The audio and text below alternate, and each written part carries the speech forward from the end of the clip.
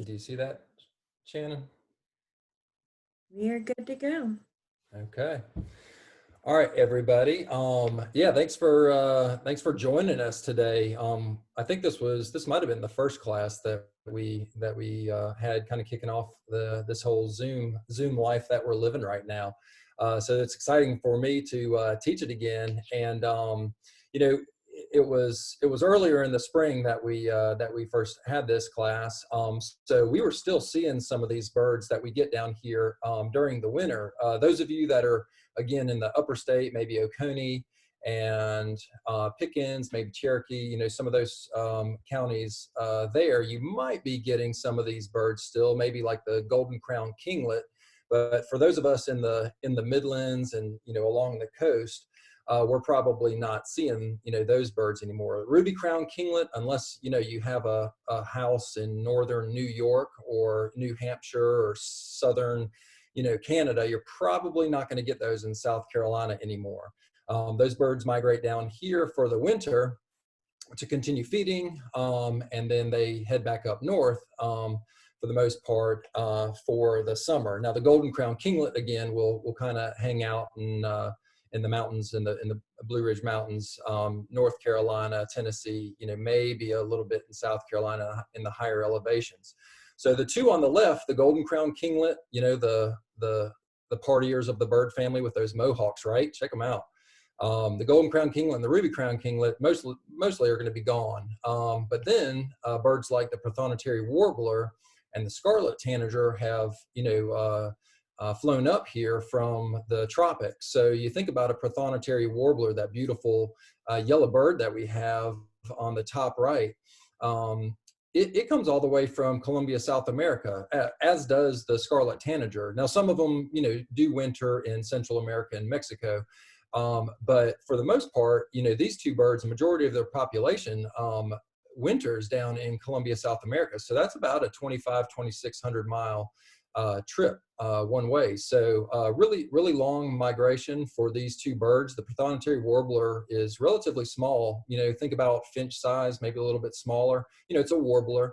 And I know when people were talking about their birds that they were seeing in their house or in their yard, I saw a black and white American redstart, which is a black and orange warbler.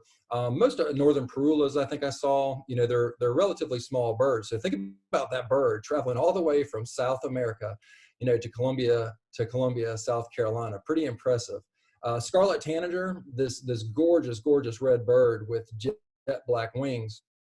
Also comes up from there, and if you're in Pickens County around the Clemson area, to the mountains, you're going to have this bird possibly breeding in forest or woods near or at your house. The best way to find these birds, in my opinion, is to learn their song, because you can hear everywhere. You can only see in the direction in which you're looking, right? But if you're learning their songs or their sounds, you can kind of hear 360, right? And that'll help you find these birds. I'll tell you a little bit about myself here, and check this out. So this is just a texting between my sister and I this past Thursday, and she said, "This guy was at my feet here outside my bedroom window. It's in a nice hidden spot." And I said, "Whoa, that's my spark bird." She later asked me what a spark bird was, so I had to tell her. But I said, "Watch the trees this week. This could be the best." You got nobody spells, really well on text, right? And grammar sometimes can kind of sting, but just bear with me. But could be the best week of birding for y'all up there. She's north of Pittsburgh, Pennsylvania. She moved there about, I think, 7 or 8 years ago. So she said, "He was so quick, I couldn't get a pic. My hands were shaking. I was so excited. Bah ha ha. A friend of mine who lives in Cranberry saw an indigo bunting in her yard yesterday." So, it's kind of awesome for me to have a sister who wasn't ever really into birds at all until I saw my Baltimore Oriole when I also lived in Pittsburgh. I moved up there in 2008 and moved back down to South Carolina because it was too cold up there for me. Moved back down here in 2013, but in 2011, I saw a Baltimore Oriole that changed my life. I was actually in the insurance business. I settled injury claims, negotiated with attorneys, all that fun stuff.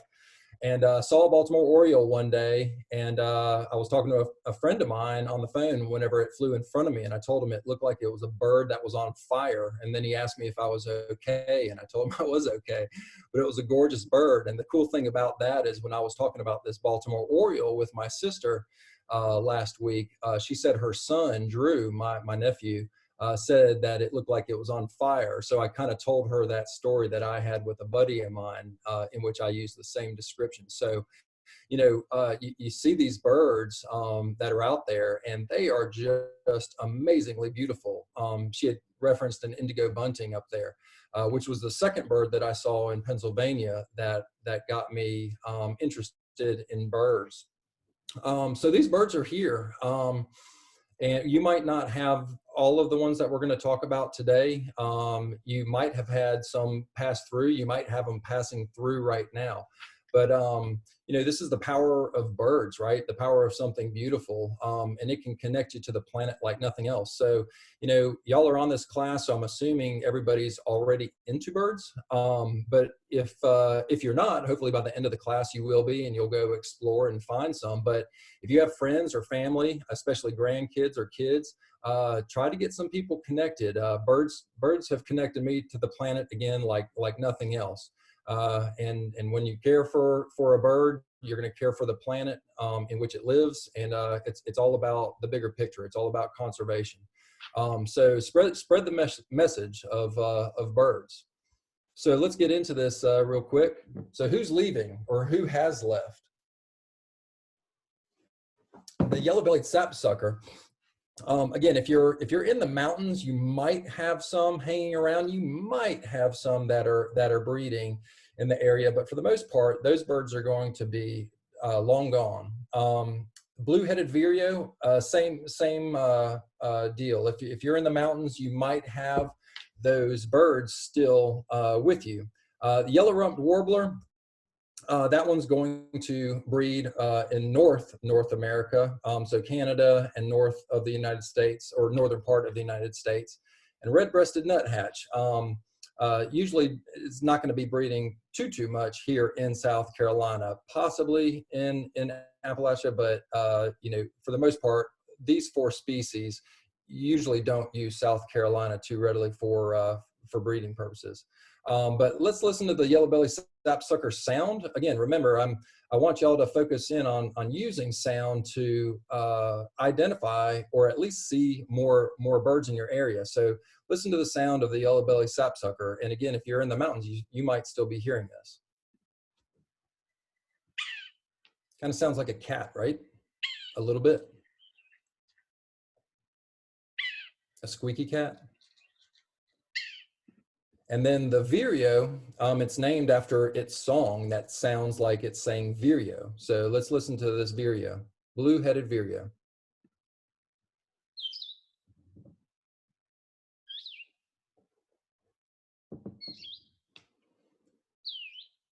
So vireo. And so here in South Carolina, we have right now, we have the red-eyed vireo. We could have in certain parts the blue-headed vireo. And then we also have the white-eyed vireo, which doesn't have the typical vireo song. And then we have a yellow-throated vireo. And 3 out of the 4, say vireo. And then the white-eyed vireo just kind of goes bananas with its song. Doesn't sound like the rest of the 3 that I mentioned. But beautiful bird. It's here in decent numbers. One of the prettiest birds that we're going to have in the wintertime. Has this steely blue head. It has these what they call spectacles. It kind of looks like it's wearing glasses, right? Beautiful crisp white belly and throat. And then this yellow wash and a couple wing bars here. So really colorful bird during the kind of the doldrums of winter, I guess. And then the yellow-rumped warbler, some people call it a butterbutt because it looks like they slapped a slab of butter on its fanny right there.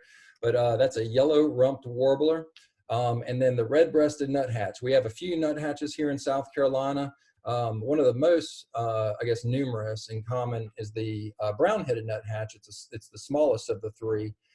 If you have pine trees, you probably have a brown-headed nuthatch. If you don't have a brown-headed nuthatch, but do have pine trees, think about putting up a nest box to attract it. It's a cavity nester, and it's a species in decline because of loss of habitat, but you can try to help that species out by putting up a nest box. My parents, who have a house on Lake Murray, they've had one there for over 40 years here in the Midlands. My father was complaining because he didn't have bluebirds in both of his bluebird boxes. But he did have brown-headed nuthatches. So I told him about the bird, told him about the decline, and I think his attitude has changed. I think he's happy now to be helping a declining species. So brown-headed nuthatch is our smallest.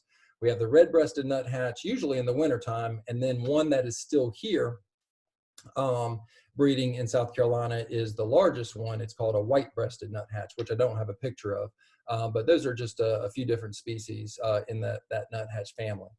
So those are the birds that are leaving, and here are some that are arriving.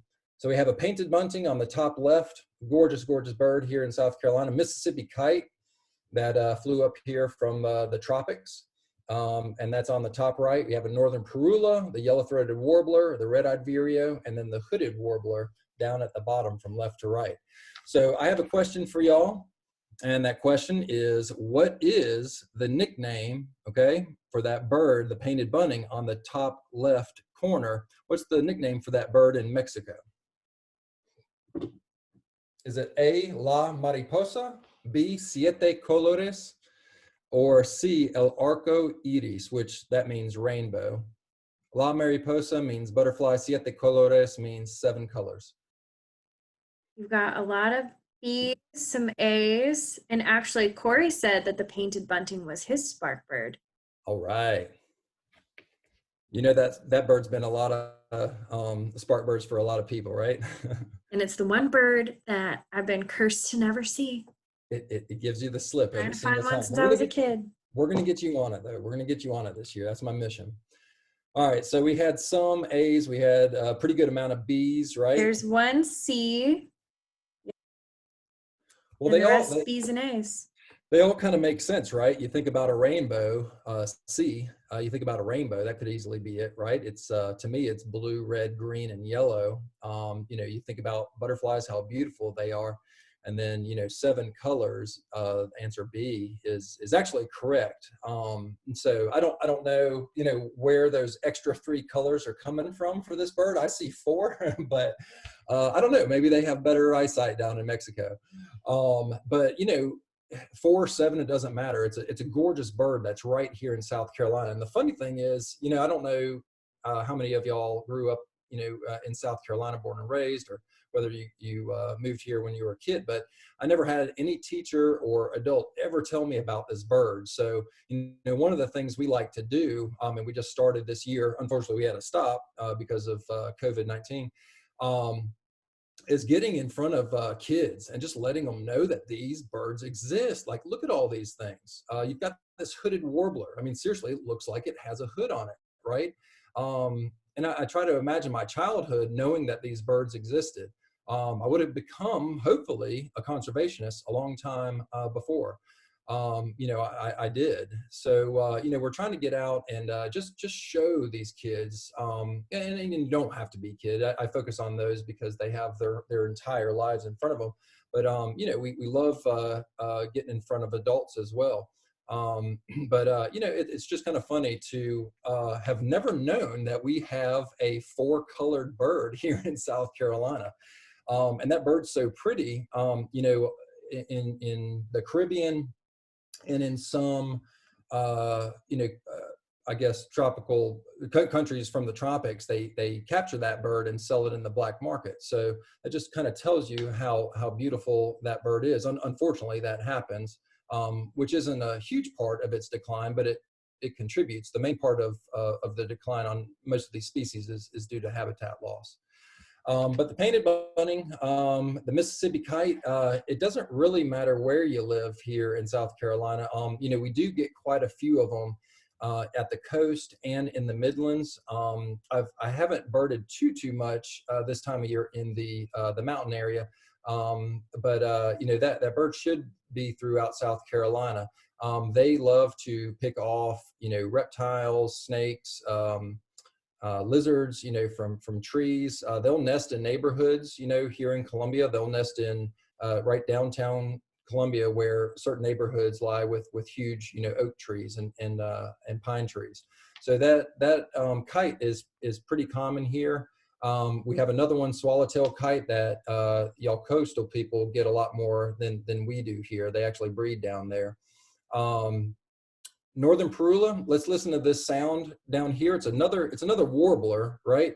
Small bird, but look at the color that this bird has. Has this cool little rusty brownish necklace, yellow throat, yellow belly, and it has these really neat eye arcs. This broken eye ring. This would be a complete eye ring if it went all around its eye, but it has these cool eye arcs. And then I don't know if y'all can see this, but just on the back right here, it has this neat mossy green kind of yellowish patch. Real small bird, and if you haven't seen it, listen for this call, and it'll let you know that it's in your area. So let's listen to the call, or the song rather.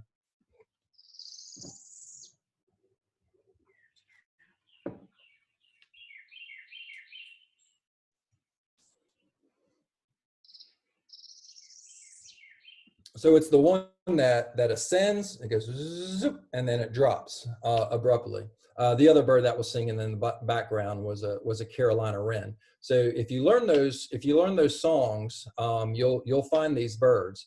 Yellow-throated warbler is here in South Carolina, and we'll talk about that one in a little bit more detail in a little bit.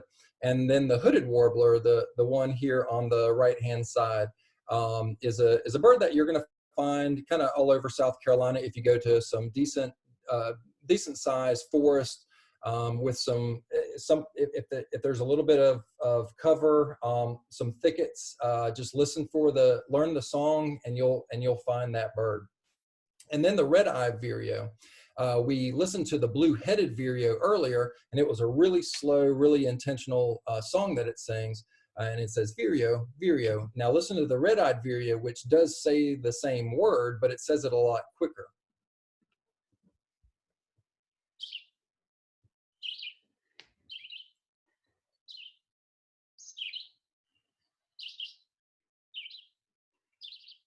So listen to the difference again. So blue-headed vireo is here. A lot slower. And then let's listen to the red-eyed vireo one more time.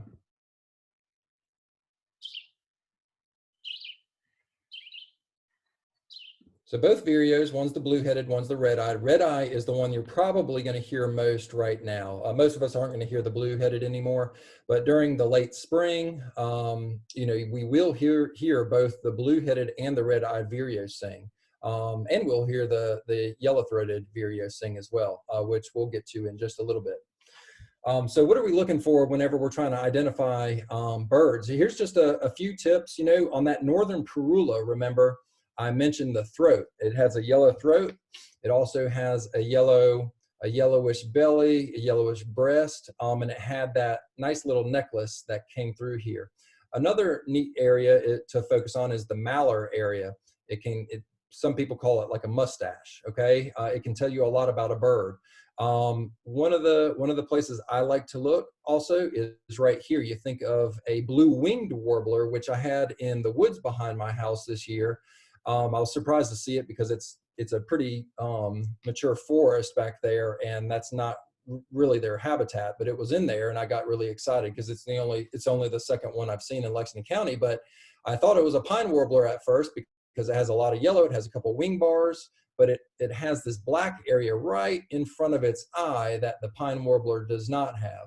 And there's some other characteristics that it has that also told me it wasn't a pine warbler. But the lores, the area in front of the eye, can tell you a lot about a bird. The nape can tell you a lot. Remember we were talking about the back or the mantle of the northern Parula. It has that green and yellowish patch.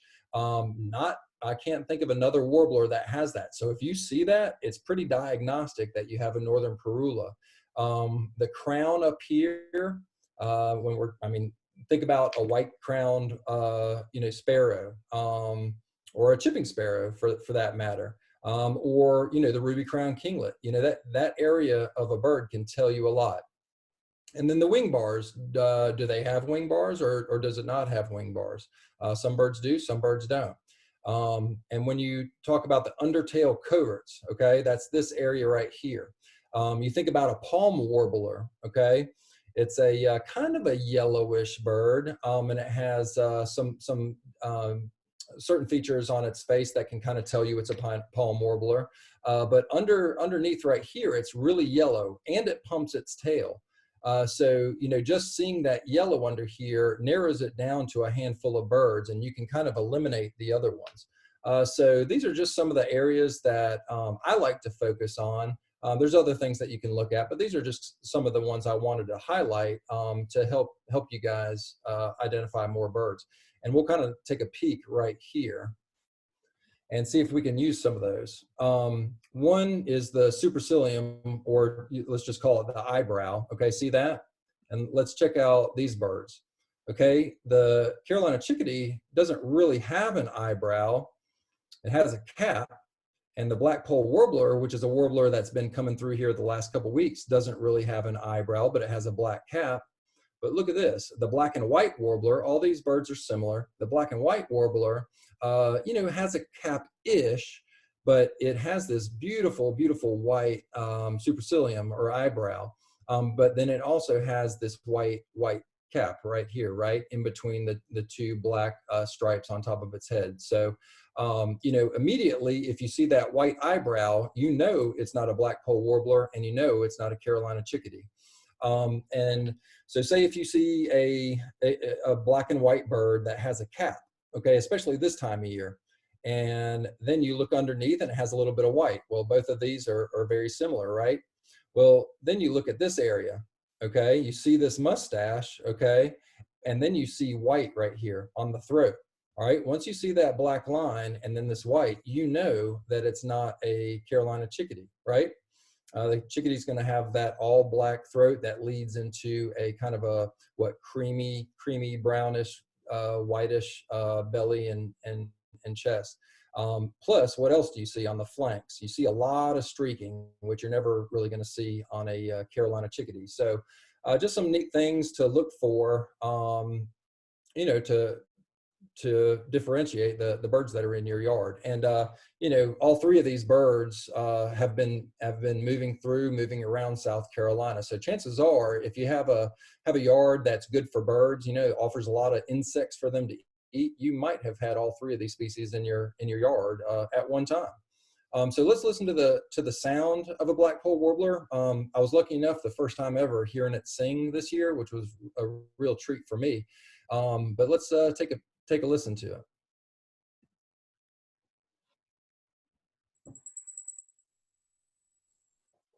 Almost sounds like an insect, right?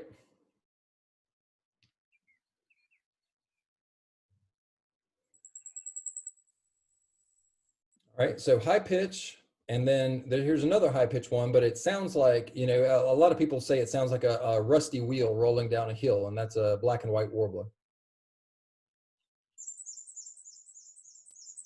So it's rolling, it's more continuous than the black-polled. And they're going to feed differently. You know, the black-polled warbler is going to feed more like a warbler, you know, usually does, kind of bouncing from limb to limb, leaf to leaf, you know, catching insects. The black and white warbler loves to hug the trunk, loves to hug the branches, and it kind of forages like a nuthatch or maybe a brown creeper would forage. So different foraging habits as well, which can help you figure out which bird it is. So let's take a peek at the yellow-throated warbler. Beautiful, beautiful bird. One of my favorites. And some of those will stay here year-round in South Carolina, especially if you're at the coast. So I want y'all to answer this question as best as you can. So where are you most likely to find the yellow-throated warbler here in South Carolina? A, prairie areas. B, pine forests with open understory. Or C, swamps. And Jay, for those who may not know what an understory is, do you want to tell them what that? Yeah, sure. So think about an understory. Well, everything that's under the canopy. Do you have? Is it open? Think about a pine, a longleaf pine forest that gets burned from time to time. That burn eliminates those saplings. It eliminates some of the grasses for a time, and it really opens up that part that's below the canopy of the trees. So yeah, the understory. Just think about something that you could walk through or run through easily. So open understory, that is. We're getting a lot of B's, some C's. All right. A lot of people know this bird here in South Carolina, which is pretty darn cool. Prairie areas are going to hold other birds, right? They're going to hold maybe some prairie warblers, which makes sense, right? They're going to hold yellow-breasted chats, blue grosbeaks, painted buntings, indigo buntings. But unless there's pines kind of dotted throughout that prairie area, you're probably not going to have too many yellow-throated warblers if it's all prairie. We find a ton in those pine forests with open understory, and we do find them in swamps. So B probably for the most part, but definitely C. You can still find some. It seems like every time I find a group of pine trees, even in a deciduous forest, I tend to hear at least hear some yellow-throated warblers. So throughout the state, pretty abundant here in the Midlands. I think pretty abundant too around the coast this time of year. But here's the song. It's kind of a slow descending song. It's really pretty.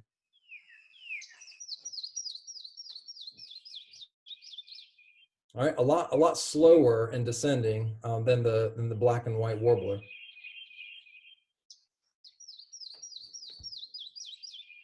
Isn't that a pretty sound? And that's one of the first that we'll hear, whenever us birders are kind of tired of the winter, we go to certain areas in maybe late February, early March, and we can actually hear this bird singing already. So it kind of gets our blood flowing, gets our blood pumping.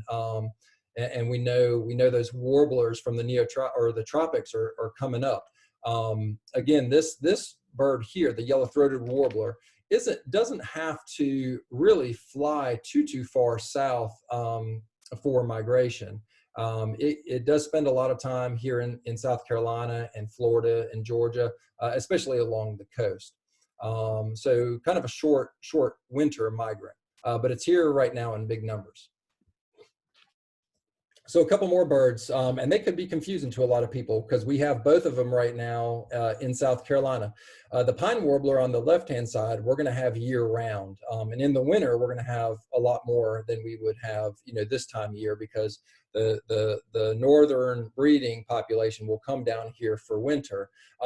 Physiologically, they can digest seeds, so they don't have to cross the Gulf of Mexico to continue foraging along with most other warblers. We have around 56 or 57 warbler species that breed in North America. Most of them have to leave because there's not enough food here in the wintertime. But warblers like the pine warbler, warblers like the yellow-rumped warbler, they can actually digest seeds. So they eat insects during the winter, but they also can digest seeds, and therefore they don't have to migrate as far. And I'm sure that's wonderful for their population because they don't have that dangerous trek across the Gulf of Mexico. So let's listen to the pine warbler. So they look very similar, right? But they couldn't sound any more different. So a beautiful little trill there. And then remember, this is a vireo, right? So most vireos are going to say, or at least the ones that we have here in South Carolina, are going to say vireo. So see if you can hear this vireo, which is a little bit raspier than the other ones that we played earlier for the red-eyed and the blue-headed. So here's the yellow-throated vireo song.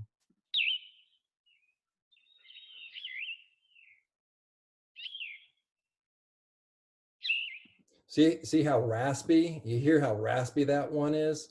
So, you think about singers, there's some singers that have really smoky, raspy voices, and then there's singers that have, crystal clear voices. And I would say the blue-headed vireo has a crystal clear voice, whereas the yellow-throated vireo has that raspy voice. But this is a vireo. If you haven't seen it yet, listen for it. Listen for it. You can find it. If you go to the right habitat as well, you can find it this year if you try. But let's listen to it one more time.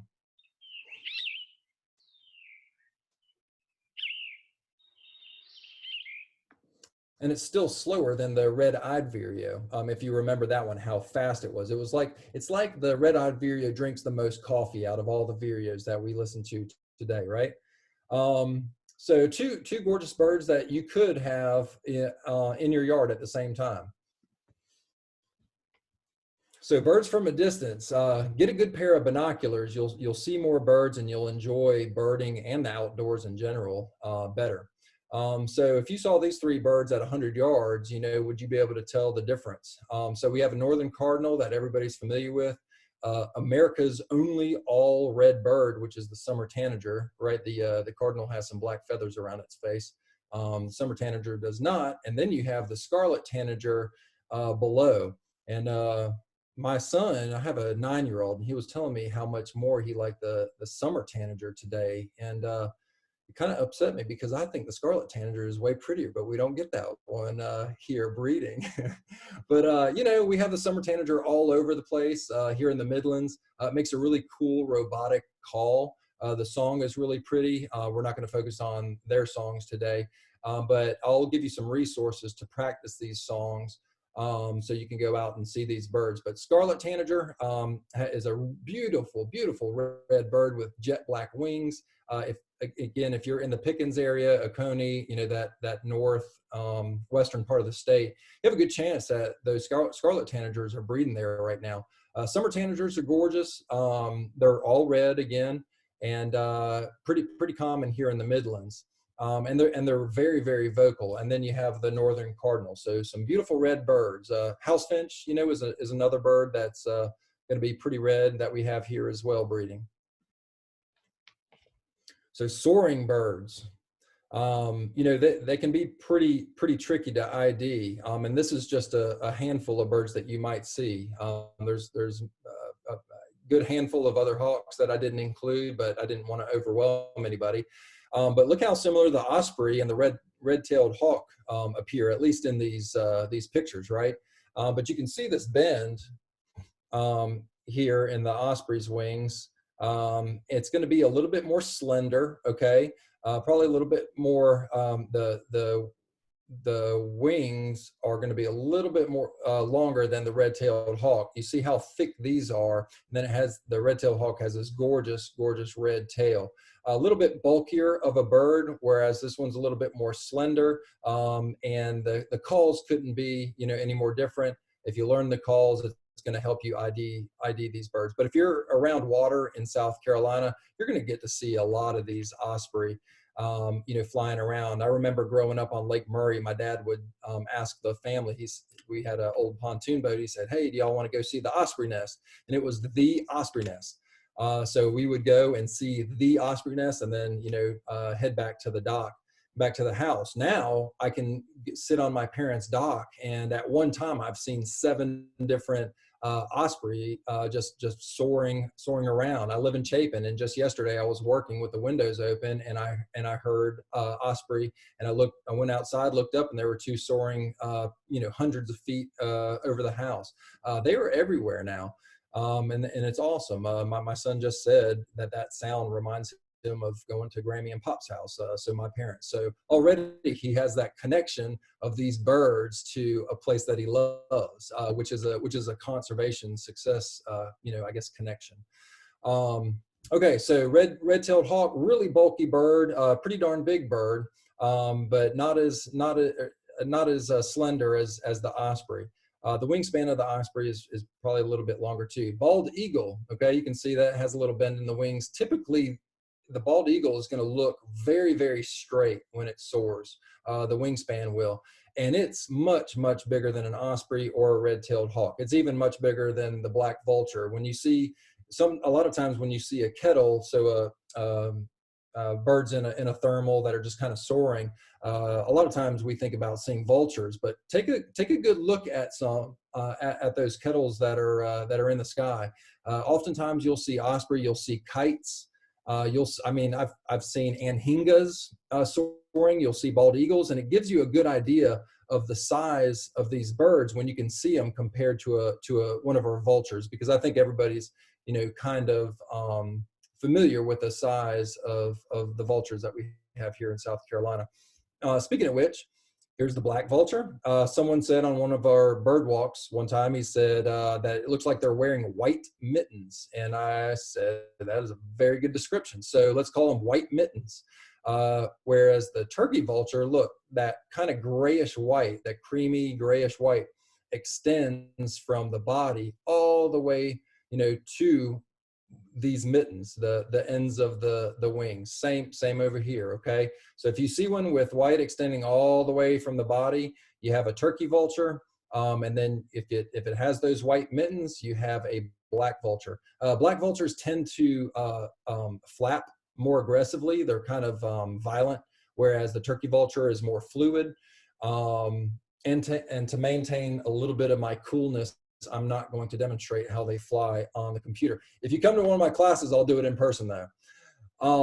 So you also have a red-shouldered hawk over here. You can see that its tail feathers have these lines, right? The red-tailed hawk does not. It's a little bit smaller than the red-tailed hawk, and you do see this coloration, this reddish coloration that the red-tailed hawk does not have. And one of the most beautiful birds that you'll see right now soaring is called a Mississippi kite. We talked about that briefly on the first slide that we have, but gosh, just a smoky gray, creamy color. Gorgeous, gorgeous bird, beautiful eyes, and you know, just figure out where that bird is, and you can use eBird for that in your area if you've never seen this bird, and make it a mission bird for you this summer. They'll be here until probably mid-September, late September. So Mississippi kite. And that bird is very elegant. They call it, you know, one of the reasons they call them a kite is just because it looks like it's a kite just kind of floating in the wind. It's an effortless soaring method that they have. All right, some birds that have arrived are the indigo bunting and the blue grosbeak. The eastern bluebird is here year-round, right? Pretty much everybody's familiar with that bird. If you have a yard that's relatively open, put up a box and you'll probably get some bluebirds living in it. Just make sure the hole is pointed towards the yard. They don't want to face a forest for the most part. So if you don't have a box up, put one out, and hopefully you'll be able to help that bird out. You have an indigo bunting here. Remember, that was one of the birds that my sister referred to up in Pittsburgh this year.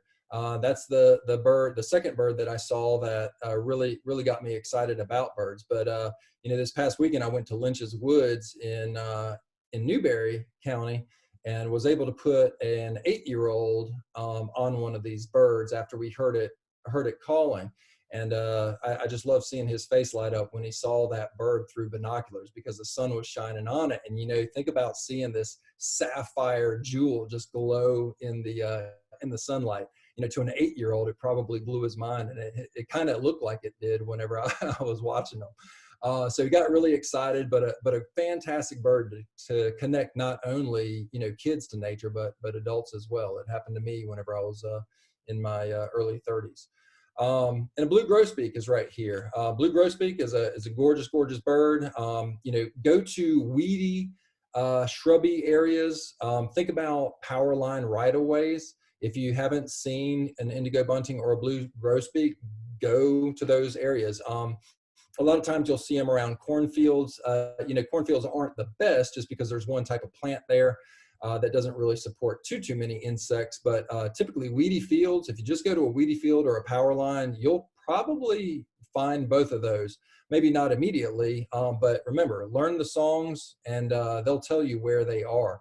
And one of my favorite songs, one of the easiest to learn, is the indigo bunting. The mnemonic to remember, the phrase to use to remember that song is just what, where, see it, see it. And you can hear that right at the beginning. So what, where, see it, see it.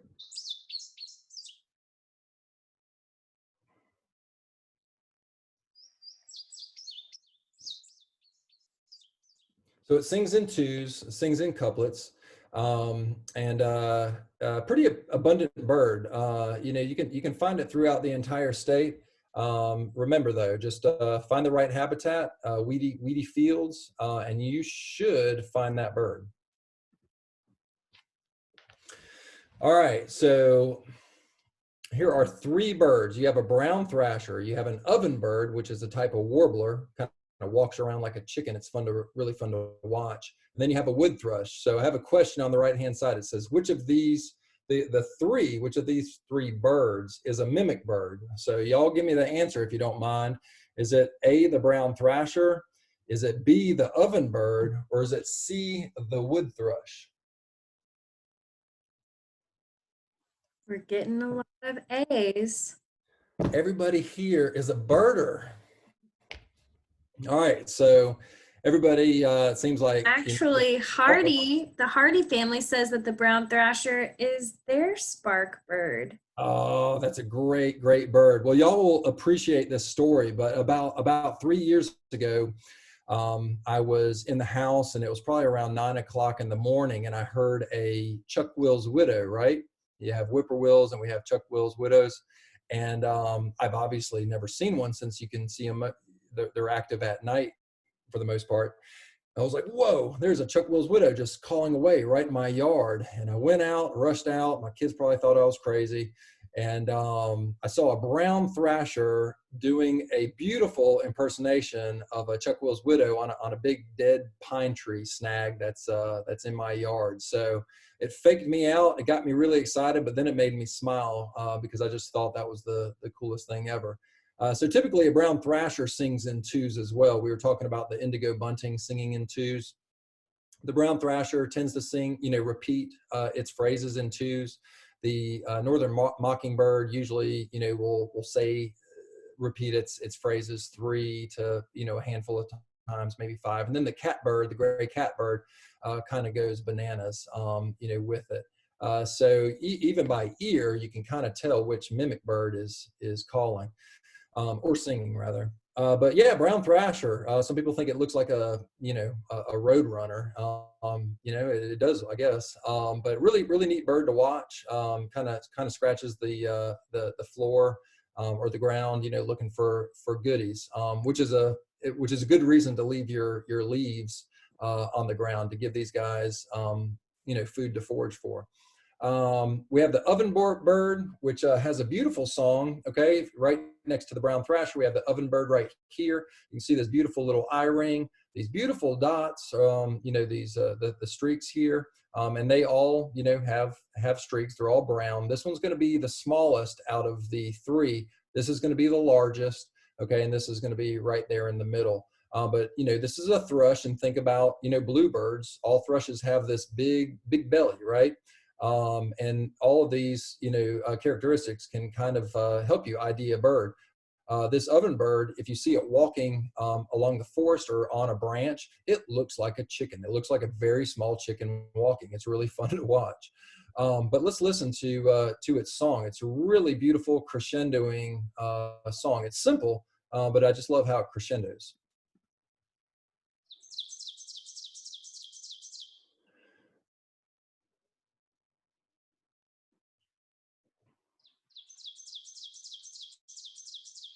And that song can be confused with maybe a Carolina wren. It could be confused with maybe a Kentucky warbler, and maybe another bird or two. But the more you practice, the better you will be in figuring out which is singing in the woods. And then the wood thrush has this beautiful song. It doesn't sound like either of these birds. And hopefully, if you do have a nice healthy forest behind your house or all around your house, hopefully you'll have wood thrush there for the next couple months, because they do breed here in South Carolina. But to ID birds, how do they walk? Okay, I mentioned the ovenbird looking like a chicken. How do they forage? Does it forage like a brown thrush, or does it forage like an eastern towhee? How they scratch the leaf litter? And what's the general size? So there's a lot of birds here that look relatively similar, but there's different things that you can use to figure out which is which. we had a Swainson's warbler singing in our yard yesterday in Chapin. And, I actually was able to put my binoculars on it, and the Swainson's warbler has a little eye ring or little spectacles that told me, it wasn't a wood thrush. And again, plus it was singing. So that helped me out as well. But there's all sorts of things that you can use to figure out which bird is which. All right, so we'll go to the next slide. Let's talk about getting your yards, kind of enhanced for some birds. When we talk about trees, let's talk about how much food they produce for birds and all of wildlife, right? I guess depending on which tree you plant. So oaks, they support around 560 species of moths and butterflies. The native blueberries that we have in the United States, they support around 288. Willows are fantastic. Now I'm not talking about, willows from other countries. Okay. I'm talking about the ones that are from the Southeast United States, or the ones, for us from South Carolina. Hickories are fantastic. Maples. I do have tulip poplar. Tulip poplar isn't a huge, host plant for butterflies and moths. I think it supports, maybe a half a dozen, not a half a dozen species, a few dozen species of moths and caterpillars. But our state butterfly, the tiger swallowtail, it uses it as one of its host plants. But one thing I do love about a tulip poplar are its flowers, and watch the flowers during spring migration. You'll see a lot of waxwings going around the flowers. You'll see a lot of tanagers going around the flowers and warblers. And I haven't seen a study on it, but I'm assuming what they're doing is going and foraging on all the insects that are going to those flowers. But it's one of my favorite trees to kind of find outside during spring migration, because we just tend to see a lot of birds going around those flowers. And again, I'm assuming they're picking off insects that are going to them. Hey, Jay, Yes. we have a question. They want to know if river birch is a good host plant. River birch is probably one of my favorite trees, and I need to put it on on this slide right here. Yeah, I love river birch. Not only is it a huge host plant to probably a couple hundred different moths and butterflies here in South Carolina. Think about that bark and watch woodpeckers and warblers and other birds forage. On the trunk, getting at spiders and other critters that are hiding, using that bark for shelter. So really, really fantastic. Probably one of the best trees that you can plant in your yard. Oak would probably be my number one. Doesn't really matter. I love birding around willow oaks for some reason. White oaks are fantastic. You think about their bark as well, being a refuge for a lot of insects and arachnids. But yeah, oaks are great. River birch are fantastic. Cherries, if you can plant a black cherry on your property, a fantastic host plant to a lot of different caterpillars or moths and butterflies. I have sweet gum here. I remember as a kid, seeing Luna moths all over the place, and I see less and less of them. And sweet gum is one of their host plants. So we do have them where we are, and luckily my children have seen them from time to time. But it reminds me of being a kid. It reminds me of going, wow, nature's awesome. When you see whenever you're 7 years old, that moth seems like the size of your face, and it's green and it's beautiful. So it really gets you thinking about, all these cool animals that are outside. So sweet gum it always has a special place in my heart. A lot of people don't like it. My builder that built our house, several years ago now, 5 or 6 years ago, he wanted to chop one down that was in my front yard. It's huge sweet gum. And he was like, oh, I'll get rid of that for you. I said, do not touch that tree. And he asked me why, and I told him why. He probably thought I was weird, and that's okay, because it is one of my best bird producing trees in my yard. I saw my first bay-breasted warbler in Chapin in that. There's a lot of firsts that I've had in that tree, but that's probably my best bird that I've had in that tree for me personally. But those sweet gum balls that you see there, watch those in the wintertime. You'll see chickadees. If pine siskin are down here, you'll see them go to those. You'll see titmice go. You'll see a lot of birds go to those sea balls in the wintertime. So a really great tree that a lot of people, because it can be aggressive, I guess, that a lot of people don't like, but it's one of my favorite trees. But yeah, river birch is fantastic. And Jay, speaking of birds and trees, so the Hardy family said that they have a summer tanager enjoying their poplar treetops. All Any right. idea how to coax it down closer to us? I'm assuming for better viewing Yeah, sure. purposes. The cool thing about a summer tanager, a lot of times early on during migration, I'll see them come to suet. Okay, so if you have your seeds out, your feeders out, they'll come to a suet feeder. You can buy those fat cakes, basically, is what they are, from a lot of different stores. So I've seen them come to that. I typically don't see them. Once a good month rolls by and they've been here, they're focusing a lot. They're really good wasp catchers, and bee catchers and dragonfly catchers. So if you have a decent amount of those, you'll have a decent amount of those summer tanagers. And the more insects you have, the better chances you'll have one of those birds swoop down, lower and to where you can see it. I've seen them eat blackberries. So once blackberries start, or being produced by the bush, just watch them. I would say the more you go out, the luckier you're gonna be. Just like fishing, the more you go out, the bigger or more fish you're gonna catch. The more I go out, the cooler things I've seen. I've seen blue-gray gnat catchers 3 feet away from my feet, picking up spider web for their nest. But I go out all the time. I've been birding probably 300 times, and I've seen that once. So the more you go out, the more you're going to see, if that makes any sense. But learn those calls, of the summer tanager. Learn the call and learn the song, and it'll tell you when it's in your yard. And just go out and see what you see. It might swoop down pretty low for you. Great bird to have though in your yard. And Debo, sorry if I pronounced that wrong, did say that summer tanagers live in their yard. And they can vouch that suet cakes and wasp nests are big attractions for their summer tanager. So Yeah. Really, it's one of those birds that it kind of blows my mind that we get that bird here. It's so pretty, but it's relatively common for a lot of us South Carolinians. So it really, if y'all are at your house and you have some people over and you see one, point it out. It might be one of those spark birds that we talk about. It might be a Baltimore Oriole to them.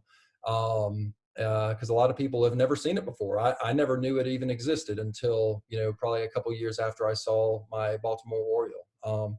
So yeah, point it out, and see if you can get somebody excited about it. And maybe that person that you're trying to get excited has a yard that looks like this.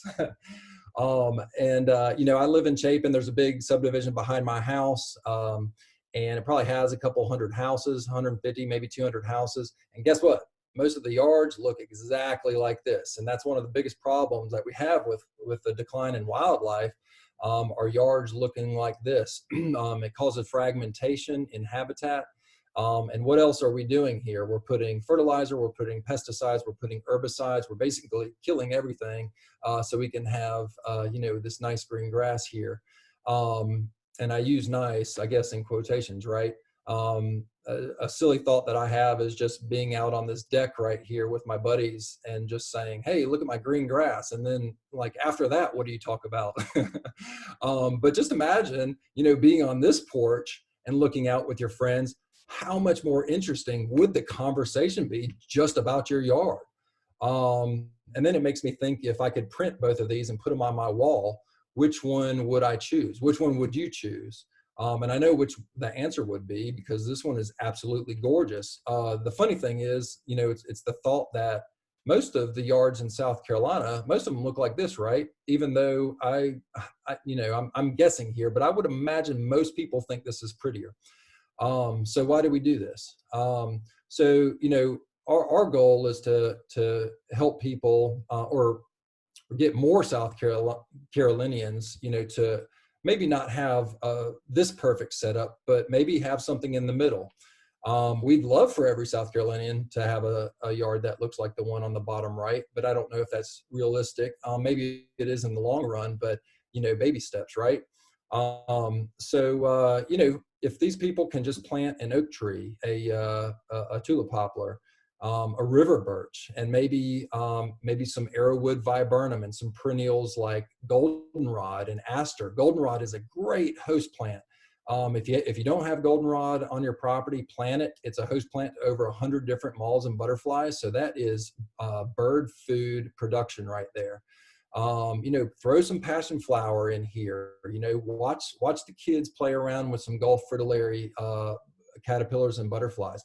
This is a blank canvas. You can do a lot to this if you can just convince these homeowners here that it's worth it, right? Get them to fall in love with some birds. Some challenges that birds face. So window strikes, right? Hundreds of millions of birds are thought to die due to window strikes each year based on a 2014 study. Check this out, domestic cats, 1 to 3 billion birds, okay, billion, so 1 to 3,000 million birds are killed by cats each year based on a study from Pete Mara, former director of the Smithsonian Migratory Bird Center. Habitat loss and fragmentation, that's what I was just talking about. Think about climate change. Do some research on the internet and see what you can find. My wife and I were just in Hawaii back in February, and I went birding with a fella, and he was I guess arguably he's one of the better birders in Hawaii, and he was talking about how the warmer weather has enabled the mosquitoes to get to higher elevations, which are disturbing some of the endemic species that they have there in Hawaii that are already endangered. So, with this climate change, with the climate increase or the temperature increase, it's kind of helping the mosquitoes survive in higher elevations, which is harming these already imperiled birds there. So it's just another thing that they have to worry about. So, just if you don't mind, check out some articles on the internet and see what you find, and then get the discussion going at your house with some friends. So what can you do? Create a backyard habitat focusing on native plants. So native plants, native plants, native plants. Google or YouTube Douglas Ptolemy, who wrote this book down here, Bringing Nature Home. And listen to him talk about the importance of native plants, please. And you'll never garden the same again once you read Bringing Nature Home. And he does have another book out. It's on the New York Times bestseller list. I haven't purchased it yet, but he just came out with it this year. I'd encourage y'all to buy it and apply it. Less mowed lawn. I've got some turf grass because both of my boys play baseball, and I can't hit a baseball through this stuff right here. So I do have a little bit of turf grass, but I do have a portion of my yard, a decent sized portion of my yard that looks like this, not your traditional yard. Brush piles. Who's gonna install a brush pile at their house? They're fantastic. Most people are scared of snakes. I have around 5 or 6 brush piles on my property, which is almost 3 acres, and we look for snakes all the time, and I have yet to find a venomous species on my property. We have about 8 or 9 non-venomous species, 2 of which actually consume venomous species, the black racer and the eastern king snake. So brush piles are fantastic. They're great foraging areas for wrens and other birds. They're great areas for respite, for birds and other wildlife. And think about log piles and rock piles, fantastic food producers for not only birds, but for all the wildlife. And just back to snakes real quick, you think about a eastern rat snake, it can have, around 20 babies, 20 eggs, those babies aren't huge when they hatch. So it's a lot of food for skunks. It's a lot of food for raccoons. It's a lot of food for possums, and it's a lot of food for birds. So the more brush piles you have, the more log piles you have, the more birds you're going to have. And install nest boxes. I probably don't even have to tell you guys that. But there's a lot of different ones out there. My dad for 40 years has had bluebird boxes out, but never once did he put a screech owl box out or a great crested flycatcher box out. He probably didn't know the species existed. Tufted titmice, Carolina chickadees, they all use nest boxes, among many, many, many others. Prothonotary warblers use nest boxes. It's the only warbler that we have on the eastern United States that uses a cavity. The other one's a Lucy's warbler, but that's out west. And if you can, install a water source. Water sources are fantastic if there's a drought, or if it's been dry for a couple days, or dry for a couple days, dry for a couple weeks. Put out a sprinkler around your bird bath and watch the birds come to it. Carolina fence garden. It's just kind of a cool garden that you could construct. We love to see them at schools. Schools in South Carolina don't have a lot of funding. Most schools don't. So if there's a school that you and a group of people can sponsor, think about sponsoring that school. Give them the funds for to create a Carolina fence garden or any other garden that can be certified with the National Wildlife Federation. They'll get cool school credit for it, and it'll connect those kids to nature. And then again, talk about all this stuff with friends and family. I don't know if you want to sit down with some wine and some cheese and do a PowerPoint at your house, but I think wine and cheese and bread and maybe a little beer and some spirits is a good way to talk to people about nature. It's a great way to talk to people about birds. You got to be friendly.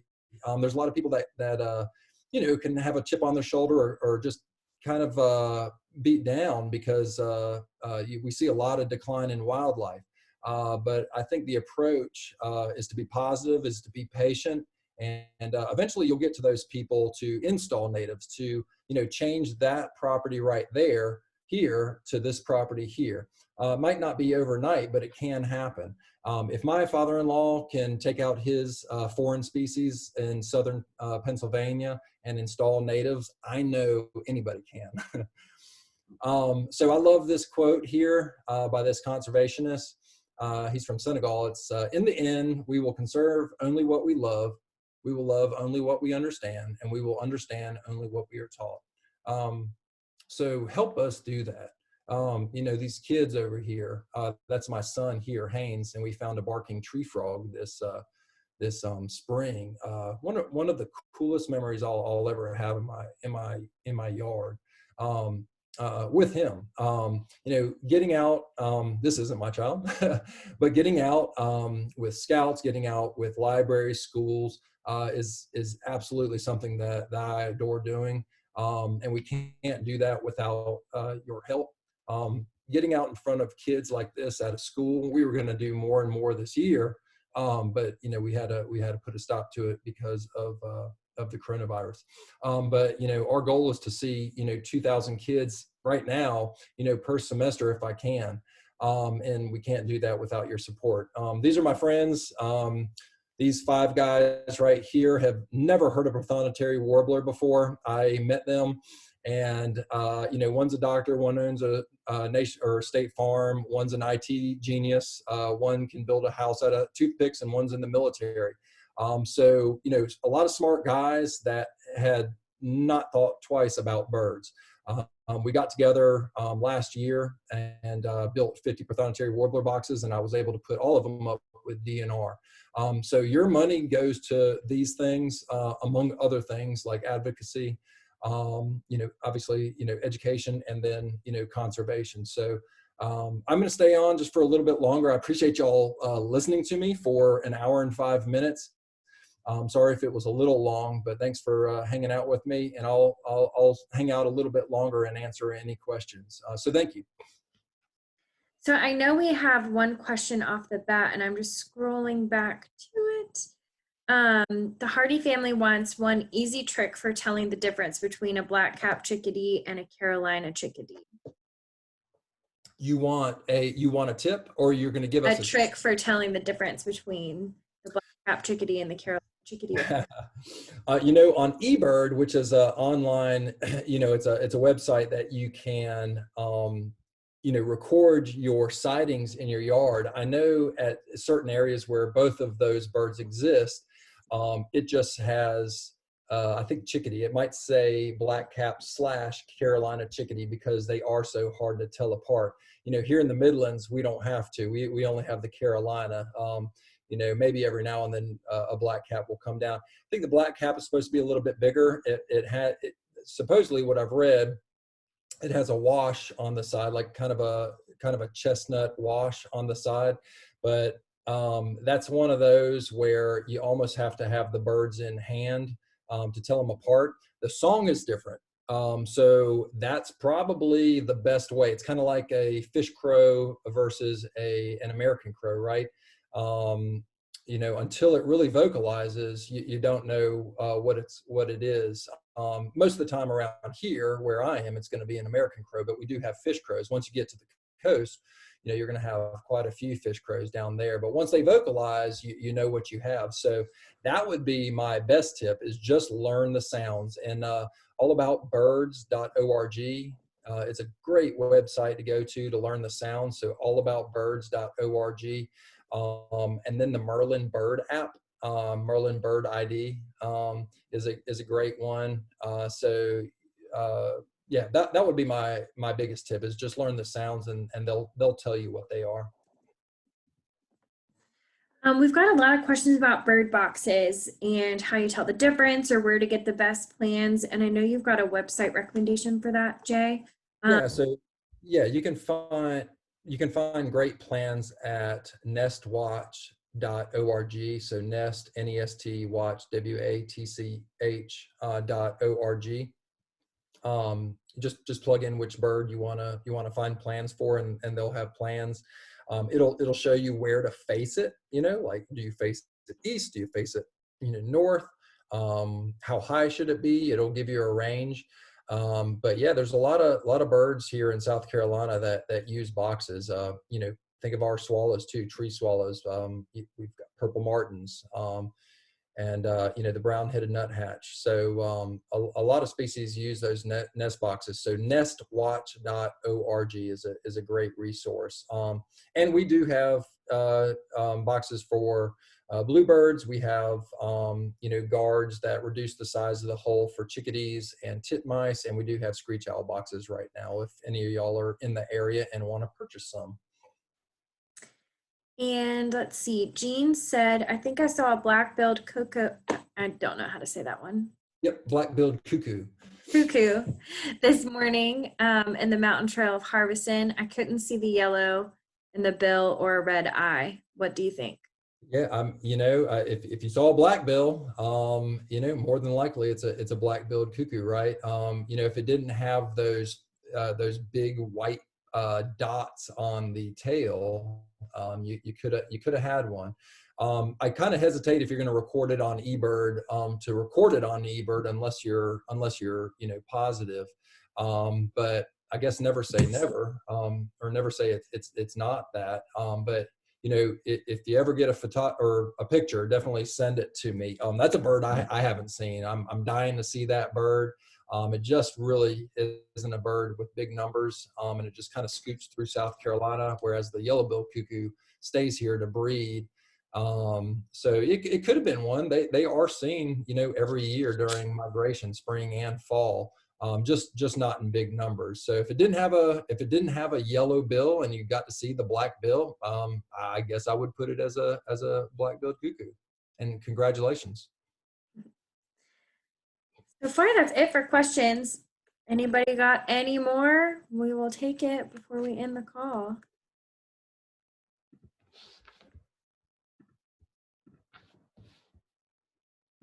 A lot of thank yous for the class, Jay. All right, thank y'all. Hope you enjoyed it. And I'll be doing another class, or we'll have another class on how to become a better birder. So we'll have tips and how to use binoculars, where to go in the state, what habitats to seek out to find certain birds. We'll get into it a little bit more than what we did today. So maybe we'll see you on that one. Yeah, be sure to check out scwf.org/events. We're going to be adding more classes with Jay. We've also got some naturalists putting together classes on bees and wasps and dragonflies. Classes on forestry will be coming up, so stay tuned. Jean wants to know, do we work with Boy Scout troops in the PD area? Jean, we are always happy to work with any organization. So if you if you've got a contact and you want to send them our way, please do. Yeah, absolutely. Anytime that we can get in front of some kids, it's a win. So yeah, please make the connection for us. All right, it looks like that might be the end of questions. I will send a follow-up email with this recording of the webinar, and we hope to see you soon. Be sure to reach out if you have any other questions. Thanks. All right, thanks everybody. Thanks, Shannon.